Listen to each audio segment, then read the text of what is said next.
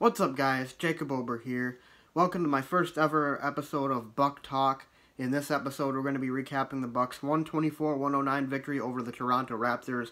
The Bucks remain the only NBA team undefeated at this point. They are 7-0. They beat the 6-0 Raptors and dropped them to 6-1. The Bucks were without Giannis Antetokounmpo tonight. The Raptors without Kawhi Leonard, two of the best players in the Eastern Conference, arguably the two best players in the Eastern Conference.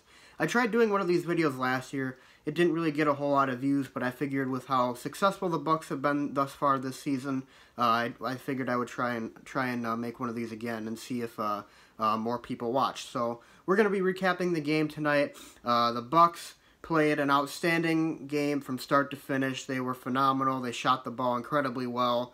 Their percentages dropped a little bit towards the end because of a lot of misses by the second unit, but for the most part, the Bucks were very, very efficient shooting the ball tonight. They made 19 threes, which ties a franchise record. They were led by Ersan Ilyasova, who actually replaced Giannis in the starting lineup. He had 19 points on 8 of 12 shooting, 10 rebounds, and 2 assists tonight. Chris Middleton did not have his best night, but still managed to finish with 14 points, 4 rebounds, and 8 assists. Brook Lopez also did not have his best shooting tonight, but he did finish with 9 points, 4 rebounds, and 1 assist. Eric Bledsoe finished 7-12, 17 points, 2 rebounds, and 8 assists. Brogdon finished 6 of 11, 17 points, 5 rebounds, and 3 assists. Maker and Snell off the bench with 11 points, and Dante DiVincenzo, the Bucks rookie first-round draft pick, came off the bench and scored 12 points. Overall, they shot 48% from the field and 42% from 3. The Raptors, on the other hand, were led by Serge Ibaka's 30. They kept the Raptors' best player, Kyle Lowry, at this point in check, held him to 9 points on 3 of 14 shooting, 0 for 9 on 3-point attempts for him. Only shot 20% from 3 as a team, the Raptors, and 38% overall. So this was an all-around effort from the Milwaukee Bucks, and they played a fantastic game from start to finish. They just kept sticking with the 3 like they have been all season long thus far, and they were falling, and there was a point in the third quarter where they couldn't miss from 3, and the Bucks just were able to pull away, or maybe that was in the fourth quarter. I can't remember when that was, but the Bucks were really, really good shooting the ball tonight, and that's ultimately what won them this game. I really liked what I saw from Thon. For the most part, there were some moments where it's just like, a classic Thon moment, dropping the ball, not being able to hang on to the ball, but he was very good off the bench tonight, had a few highlight reel dunks and a few highlight reel three-pointers made. And Dante DiVincenzo, man, I mean, a lot of people didn't really like that pick to begin with when the Bucks drafted him. In fact, it was a very, very scrutinized pick by the Bucks. But, I mean, he's proven himself to be more than worthy of his selection, and Coach Budenholzer has found a perfect role in this offense for him. He is a very high-energy player, puts it all on the line every single night, hustles for the rebounds, is able to free himself open under the rim. He's just a fantastic rookie thus far, and I hope he continues to improve because he's really impressed me. But yeah, I mean, the Bucks, I mean, even Chris Middleton did not have his best game tonight, only 4 of 11 shooting. Got a little bit hot towards the end there. I think he had 3 straight three-pointers made, but still only 4-11 from the field, managed to finish with 14 points, and yet the Bucks still won this game by 15 in a game that wasn't even close to that close. Of course, the bench units came in at the end of the game, and the Raptors were able to tighten the score a little bit, but certainly not without a doubt for the Bucks. When things came down to it, they were going to win this game from midway through the fourth quarter. It was evident for that fact. So, yeah, they played a great all-around game tonight, and they shared the ball, they spaced the floor, they shot the threes.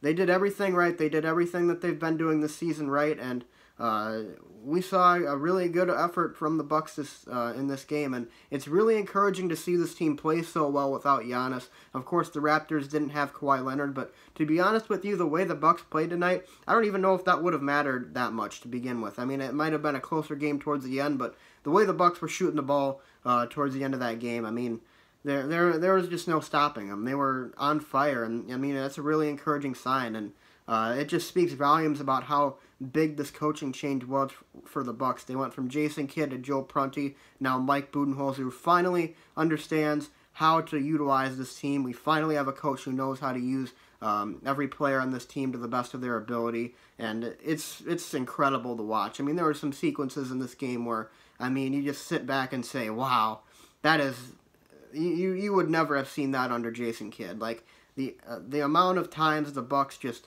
made the extra pass, you know, just like little things like that, like, and of course the closing out on defense and being able to get contested shots, you know.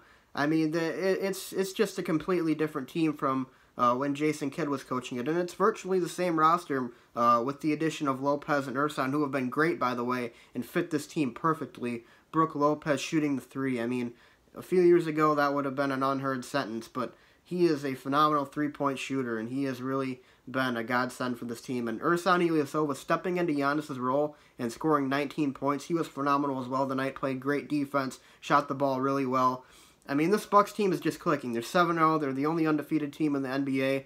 And really, they look like the best team in the Eastern Conference right now. Of course, there's much, much, much more seasons to be played, and I'm sure they will hit a rough patch at some point that makes people question how good this team is. But, I mean, when they're clicking like this, when they're at their best, they are a very, very dangerous team. Dare I say the best team in the Eastern Conference. So, with that being said, guys, thanks for watching. That's my Bucks recap for tonight. Provided this video does moderately well, I'm not really sure how big my Bucks fan base is. But if this video does pretty well, you can expect these Buck Talks to continue after every big Bucks victory. I probably could have done one after the Philadelphia game, but I don't think I really had that thought at the time. So this is the first game that I'm doing one of these, but expect it to continue, especially if this video gets a decent amount of views and likes. So anyways, guys, so thanks for watching. I appreciate it. I hope you guys enjoyed this video. Let me know what you guys think in the comment section below. Should I continue to do this or not? Anyways, guys, so thanks for watching. Be sure to leave a like and subscribe, and go Bucks.